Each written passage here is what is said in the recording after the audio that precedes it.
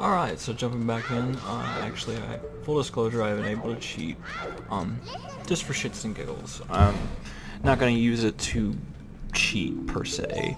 I'm just got it there in case I want to take a closer look at a texture or what have you. And I've also changed the color of Link's tunic because I've noticed that YouTube's Content ID picks up on familiar images. And even with these highly altered textures, it seems to see these images, even though that they are completely works of fan art, as theirs. So, no.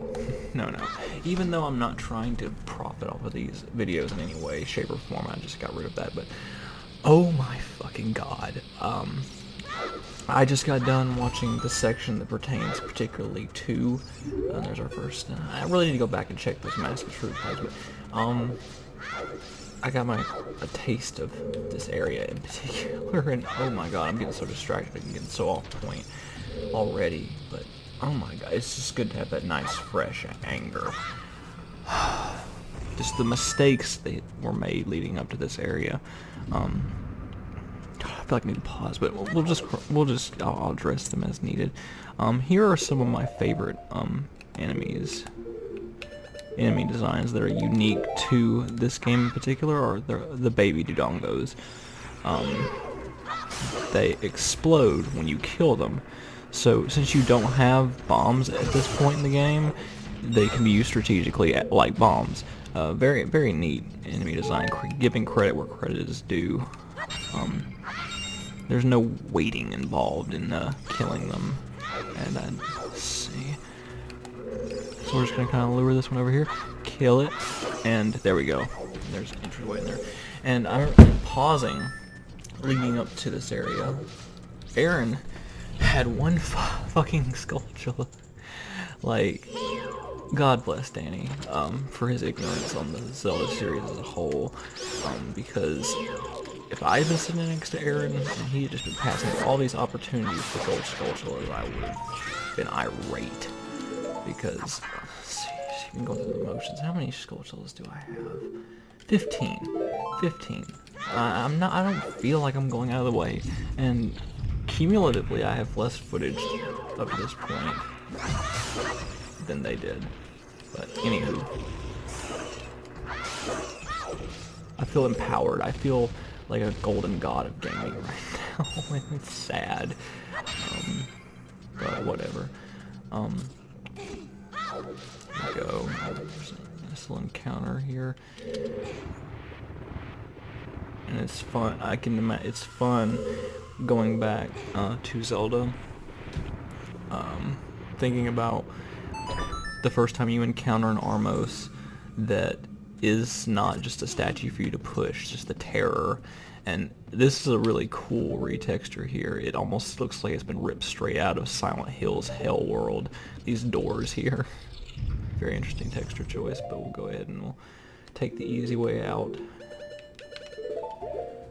And down you go. I will not take damage from bats. I will not be the pot calling the kettle black here. I refuse to take damage from a single fucking bat. Okay. Now, here comes the interesting part for me, really. And just for a second. And I think that altering that has completely ruined the ability for the game to take a screenshot. But watching Erin dies to these guys a good 7 or 8 times because he refuses to use his shield. I took some damage there, but good grief. I will not die to these. This essentially was the first mini boss of the game. I will not die.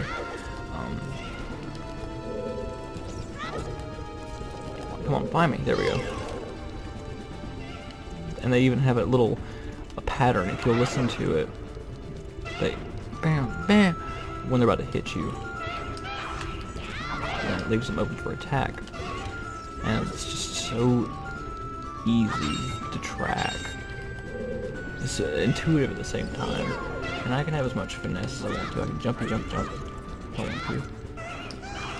And it feels like the AI pattern waits for you to sort of do a jump attack. And that's when they try to do that jump behind you. And it's highly exploitative. And it's funny to think that on Game Grumps they've ripped through games like Bloodborne and Dark Souls, and even at one point I think, and that's infuriating too to think about, that he compares this game's combat to fucking Dark Souls. I mean, sure, yeah, you gotta, in Dark Souls, you need to, you know, kind of time your jumps and whatnot. Not jumps, but rolls and dodges and things like that. But this, I think he did that as sort of self-justification for all the times he had died. This is, to call this game, to even put it in the same sentence as Dark Souls is insulting. I don't even know what this guy's selling. I will sell you Deku sticks. You can't have any. Good on me, I have 30 fucking Deku sticks. Got them right up my ass. Alright. Now, here are the Dodongos, and I would have loved to have seen more of these guys, because they talk about the Gorons in particular. They talk about one hit, really? That's surprising. That still hurt me. Oh well. It talks about the Goron layer being infested with Dodongos. Now I know that in the 3DS remake, because they don't have so many hardware limitations, this room is jam-packed with Dodongos, and I love in the how much bigger they are, because you only encounter them a couple of times in Majora's Mask. But they're just not imposing at all. Okay, apparently the shield does not help us at all there, so lesson learned. There's one more. These guys, like the Gorons, especially going back in hindsight and seeing how powerful a fully, I guess, well-nourished Goron is. You can take out Dodongo, no sweat. Just having them be that size and so few in number lends itself back to Erin's argument that the Gorons are unlikable and whatnot, but they're starving to death, so, you know, we're saving them from the brink of extinction. So we're doing a good here. Next time I see a Shriner walking right past him, I save Gorons in a virtual world. So back to our Silent Hill door. God, that rust. I feel like I'm just looking at it, I feel like I need a fucking tetanus shot in real life. But that opens up that on the other side. But as I get closer and closer to where that last little thing left off in that Game Grumps analysis, good God almighty, just the first time you encounter the pucks, I don't know exactly what they're called, they're just the sort of these blades that are automatons that sort of just move and seem to respond to movement. They get faster as you approach them, and they kind of act as these hurdles in narrow corridors, and like he just jumps straight into it, and of course going back to the oops, like it's a thing that just happens naturally through 3D gaming. You need to be spatially aware. I mean, my God. There's a Deku scroll there. You can't just expect to go in a forward motion, and especially when you don't have knowledge of a room, and expect there to be no peril. You're asking for it. Just like you're asking for it when you just go straight at these things that, you know, kind of have this sort of dueling nature about them. There's two of them even. Like, you gotta go in there with some trepidation, and that's just neat. They've really done well to make this feel like an abandoned mine of some kind. Which I guess it is that, you know, the Gorons are mining the rocks here that they eat. But just honestly, no attempts were made to, but see, if you don't know what you're doing, you'll try to grab this one and move it away from it, but of course that'll wake it up. So what we're going to do is we're going to get a bomb flower ready since there's a timer. Kind of just keep him in the vicinity of this while it explodes. And dead he goes. And unlike Erin, I'm going to have my shield up whilst I know this thing is going to explode. It's flashing like a bomb, it's going to explode. And watching him, he just he just lets it explode right next to him without putting up his goddamn shield, or even trying to put some distance between them. Like, intuition says red flashing, not good. That's just putting two and two together. A red flashing anything, I think that if you have a functioning brain, tells you to avoid something that's red and flashing, but I digress. And of course Navi there will tell you that, is there any way to see these all off at once? And just having them all in a row around a structure that looks like it needs to come down, intuition will tell you that we need to stop all these bomb flowers at once. And what a cool, never used again trope there.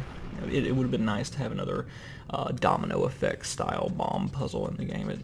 As it is, it's cool that it's there.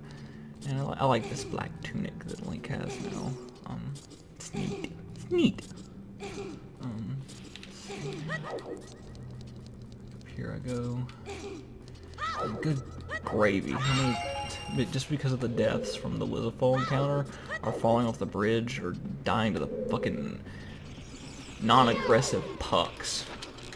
Like, I just got so sick watching that shit. Here's another Skulltula for our collection. Turn the map back on. But again, I have that on in case I want to explore an area, not to cheat. I refuse to cheat on this game because it kind of goes against the grain of what I set out to do to begin with. We need to re-equip our Hylian shield so we don't lose our Deku shield to these keys here.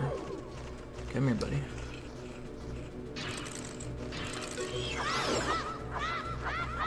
Come back here. Dead. Okay. Now, all of these Armos, if I remember correctly, are triggered by touch, except for the one that you need to move. Cool, I guess, but I really, it would have been nice if they were all aggressive. That way, you know, there wasn't a clue. You could have even used it to your advantage there. Not had a straight up ladder. Maybe just like some like chain type surface all about that can be climbed up. That way there's more peril. But anyway, across the bridge we go. I feel this need to kill every bat that I see now. You know, normally I would just run away, but anyway, here is the room. Okay. This was the main focal point of the video, and just even taking a second before you just jump down, because you hear the razor sliding from to and fro. Listen, you hear that sliding, and you think to yourself, what could that possibly be? And then Erin gripes, ooh, well, you should have told me that a second ago. But then he wants to go back and say that Navi is useless and annoying. So you can't have your cake and eat it too, damn it. Anyway. We're going to try to get this up here. I think this is another bomb flower puzzle. And there's something over here you can grab. I don't know if it's a Skulltula. I think I might give it a look, because I know it's not completely useless in nature, that whole room over there. And watch me eat my own words, but let's see. So we'll grab this. I think it's a 20 rupee chest. And then I wonder, I might have to go back to it later, but see, here I am doing a little room analysis. You know, what can I get over here? Should I go over here? Let's try it, you know. I might need to come back to it. I think that bomb flower might have enough.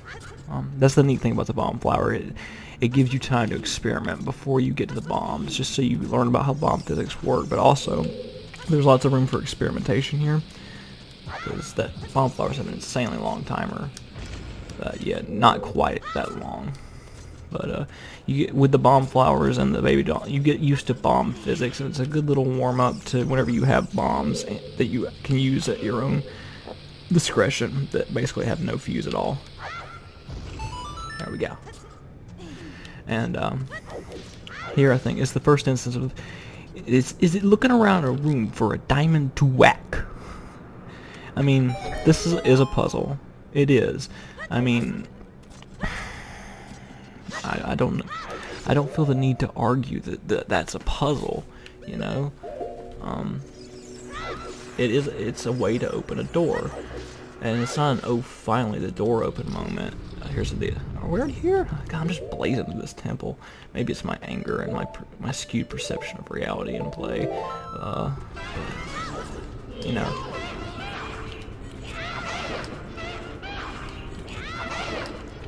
And away he goes. Anything that needs a solution, it's a puzzle. That's not an opinion whether or not it's a puzzle. Is it a puzzle that you like? going back even to 2D Zeldas, you got all the information about the room at once. That much is true. But there's a lot of instances where looking for a diamond to whack. Oh, my bad. That was there, and one could argue that it actually becomes more impressive that you're able to find said diamond to whack in a 3D space because you actually have to look for the motherfucker. But anyway, I'm getting off topic. I don't even know what the topic is, but fuck it. And I think it's cool that this is actually the room above where you originally fight the other Lizafol duo. I think it's neat, and that's some great retexture work there, and that lava flow, everything here. I feel like this is the most complete retexturing I've seen thus far. Everything just looks cohesive and beautiful, grimy where it needs to.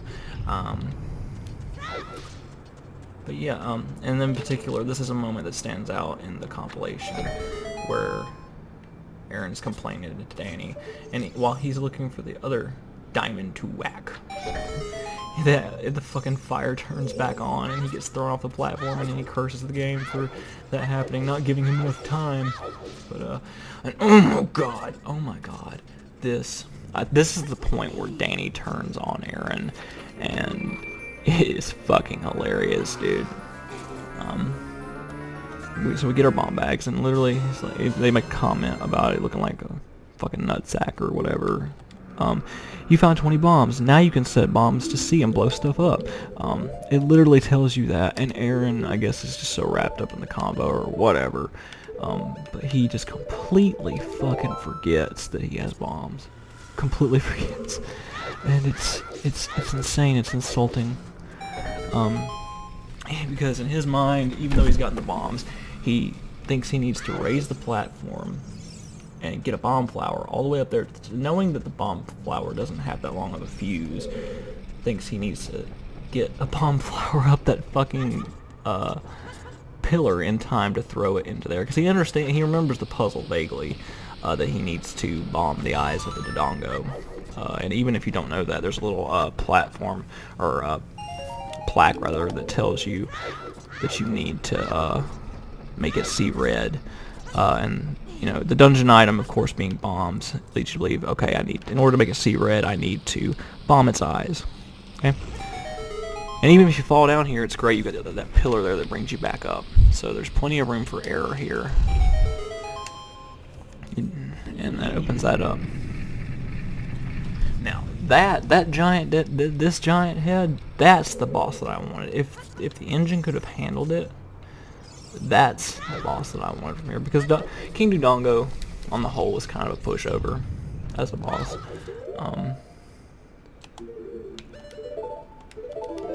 He's probably one of the easiest bosses in the game. With a well-timed jump slash, you can kill him in 2 hits, I think. And there's another part in sequel last where he's like, you always hit it in a pattern of 3, but that part can vary. Talking about, and then he uses King Dodongo as an example of sometimes needing 4 slashes. Again, never utilizing that fucking jump slash. Down it goes.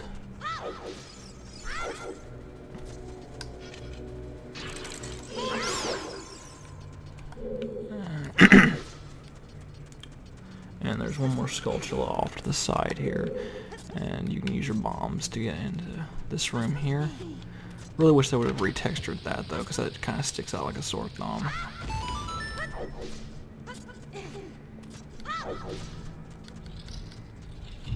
Okay, and I think that this thing has an aggro.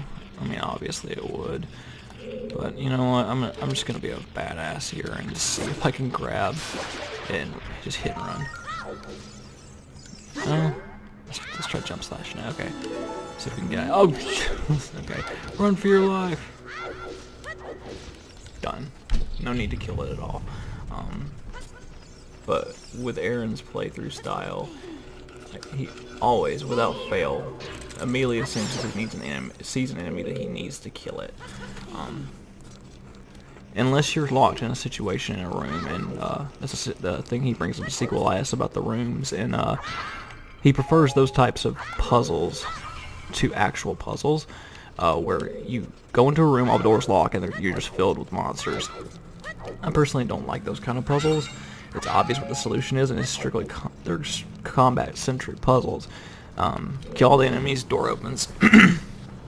And what's even funnier is that later on in the playthrough, when he gets to Ganon's tower, and that's the only way up the staircase is to kill legions of enemies, that even then he gets his ass handed to him. It's so contradictory. But he pushes this block into the hole, and then he's like, which way do I go? And even if you just have the compass, you'll see that skull over there. A nice retexture of the skull, by the way. A little more on the nose about the nature of the skull. But he turns around and he goes this way, I think it is. And then Danny's like, oh, could it be where the giant skull is? I think they even stole their phone for a second. Like, oh, where's the fucking boss? Like, it's mind-boggling. And of course, if you didn't have enough bombs, here's your handy-dandy chest. Make sure you have enough bombs. Down the hole we go. We're actually going to do a jump slash. We're going to come in like a ninja. But this is a great entrance to the boss. The payoff's not so great, but you have no idea about the size of this damn thing until the camera pans back around. But you know, you just know that it's bigger than you. And what's funny is if you play Majora's Mask, that's about the size that the Dodongos are. The ones that just kind of wander around in the middle of Termina Field, the non-boss characters. In fact, just looking at it, I feel like that's the actual model that they use whenever they put it into Majora's Mask, and just to kind of reuse the asset. Okay, I guess it is 4 slashes either way, so but that makes it 3 jump slashes. So.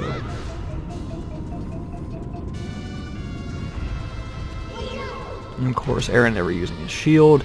Gets his ass trampled by these goddamn guy. Down he goes. And I know I talk a lot about Majora's Mask being dark, but just look at how this guy goes down. Like, I know that he's making life miserable for one species, but you know, the Dodongos, they're just being predatory, you know, and even though they are being manipulated, like, man, this is fucking dark. He golems out, dude. He goes in this lava and just fries. Like, this is fucking brutal. E for everyone. E for everyone, Nintendo. Way to sneak it past the sensors. His eyes are open and everything. Look at that shit. That's fucking dark. I don't even think there's a death that dark in fucking, at least not on screen in Majora's Mask. Like, that's grisly. Voice is going out. And here comes another glorious play at humor from the part of Ocarina of Time.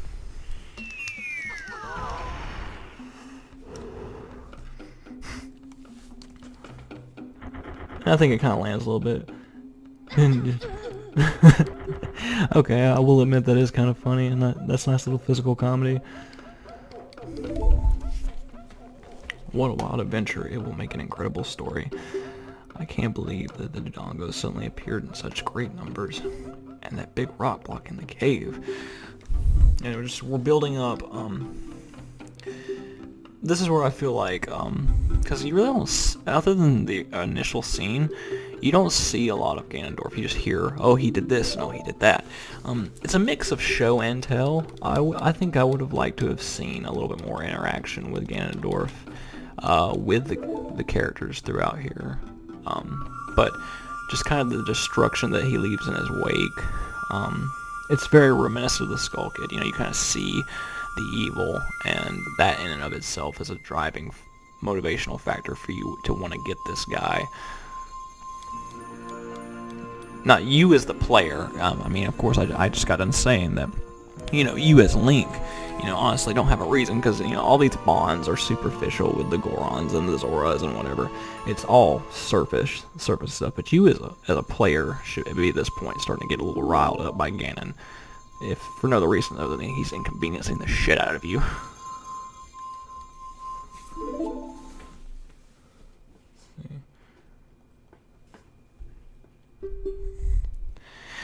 And they kind of make this out to be optional, but I don't really know if it is. In order to use the lens of truth, you need magic. And I know that you can't even hit Bongo Bongo, the boss. So it's a little funny. The physical comedy with the Grumps works a little bit to a fault. But you can't even see to hit Bongo Bongo without the magic power. So if you completely ignore this side quest here, and just more and more, just before I forget, I just want to compliment the texture work here. Just throughout Death Mountain and the Dongo's Cavern and everything, all the texture rework here looks to be complete in its entirety. And it looks great. This is what the whole thing should be, but anyway. Yeah, if you just let that Great Fairy quest completely slide, I don't think it's gonna. Yep, I had a sneaking suspicion, but if you just let that whole thing slide, if you make it all the way to the Shadow Temple without magic, you're screwed. And if you haven't been taking notes, you would have completely forgotten about that Great Fairy up there on top of the mountain. But whatever. And you absolutely have to do this right here. So we're just gonna keep laying down bombs. One of these will hit him. There we go. And this gives you your first bomb bag upgrade. Alright, I'll give you this in praise of your courage. And if you look over here, the sign's gone now. And it's funny, in the Majora's Mask, the Song of Healing, if you cut a sign down, will actually cause it to put itself back together. That's cool. So now we have the shop. It's stupid, but you can buy a red tunic in there, but it won't let you do it until you're an adult. And I guess that's to kind of force that interaction later on with Darunia's son. But,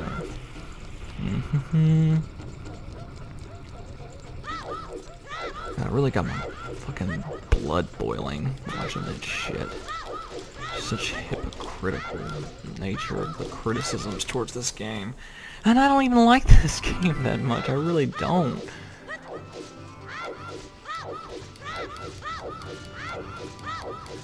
And up the mountain we go.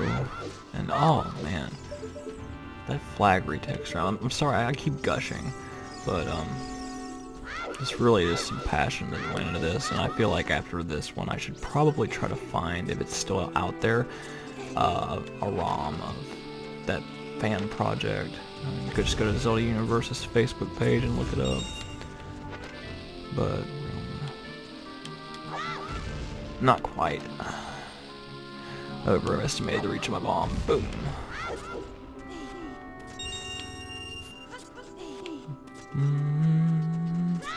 And I think there's there's cows down here, so I didn't technically need to do that. But here's something, and Erin just completely panics at this point, I think. But, here comes this volcanic eruption, but honestly, as long as you're rolling, you don't take damage. See, I'm not taking any damage at all right now. This whole volcanic eruption thing is supposed to be like a massive holy shit moment, but, in the past, that was just a completely experimental thing I did there. In the past, I've actually, put down the Hylian shield and tried to protect myself from the debris, but really, honestly, that's just a big time waster because the path isn't that long, so you can just run straight for it, especially if you're in a hurry. Let's look up here. And I figured there was one more. There's always another one. Down it goes. Oh. There we go. Up we go. And besides, any health that you've lost is going to be restored by the Great Fairy. And even if just past experience with even stray fairies that are kind of wandering around that you put in bottles, will tell you. No, I'd like that. No, I don't need it, but will tell you that we're going to a fairy fountain. You're going to get healed. Okay. So you don't want to see a path open to you, so we can try to go this way. You get your first taste of Death Mountain Crater and the whole concept that this is a high temperature area, this is a closed off area to you, now you're going to need to come back here later, is introduced almost immediately by not Tattle, but Navi. And you get a little timer going here. Basically, you spend exactly 30 seconds in here and you're just going to spontaneously combust. That's what happens. You burst into flames and will die. So maybe don't do that. but let's see, what is, I think Navi's, well, no, Navi's would have told you that there's something different about this, basically what Navi would have said. And, you know, it stands to reason that you would try bombs, because, you know, Ocarina sent you up here, so the only time you kind of go through your inventory, narrowing it down one by one to see what would get that open for you. And at some point, I'm sure you would try to hit it with your sword, and you notice that it made that clinking sound. And I think that'd be the first real natural indication that something's up with that. This retexturing, oh my god, it looks so much more natural and does a lot to clean up just how kind of scary the Great Fairy looks in the original texturing. But what they did with her with the cell shading of Majora's Mask, really wasn't digging that at all. But this Great Fairy looks very, very nice. Really good retexturing job there. So now we have a magic meter, and every time we do the spin attack, now it's going to drain magic power. I can't think of any situations where I really have used the spin attack. It had a lot of good utility in A Link to the Past if you were surrounded, or you just wanted to put up like a net of invincibility when you were on the offensive. And then she tells you to go to, which Erin doesn't do. He doesn't fucking do it. He doesn't go to the get dense fire until at least I think he's done with the spirit temple, because he doesn't, or I can't remember. I just know that he doesn't do this immediately. Like, you should go get another power. You should go make yourself improve yourself in some way. But I just know for the longest time, at least when he initially becomes an adult, does not have dense fire. I think he acquires it because a walkthrough tells him to. I completely forgot. Oh yeah, there's that sculpture and those rupees there, but they can wait. This is a great display of just the illusion of massiveness of Death Mountain, and that was funny, that complete flatness there. Now, don't be rash when you're going through here, because you're gonna wanna. If you'd been paying attention in Kakarikyo Village, you would have noticed that the rumble feature's working. Oh, that's nice. I like that. It only seems to work sometimes. Oh, it's working all the time. That's great. That feels good to have that rumble there. But if you'd been, you know, kind of looking around whenever you were doing the cuckoo thing, you would have noticed that there's this hole here. And having landed here, here's another heart piece. And I think this will actually give us a total of 6. Yes. Very nice. And we would have been 1 away if we hadn't done that Dampe thing I'd never done before. But from here, yeah, I think from here I just kind of play it by ear, precisely what I do. But I feel like I've done a lot of ranting. I think I might actually be able to keep one another 15 minutes, but from here on out, I think we'll just head straight to Zora's River, because that's when we'll get to the fishing minigame. I love the fishing minigame in this installment of Zelda. They perfected it in Twilight Princess, but there's very little reward other than bragging rights, saying that you caught all the fish. But there's a certain depth to the fishing here, and I need to do some research and figure out exactly what inspired it. But it's got some real depth to it, if you're wanting that. Because you get the silver or the gold scale and the heart piece, of course, but there's more. You know, like if you know the ins and outs of fishing and are just looking to get the biggest fish in the pond, then there's really a lot to offer there. But we're just gonna cut that off here, and next time on Not Game Grumps.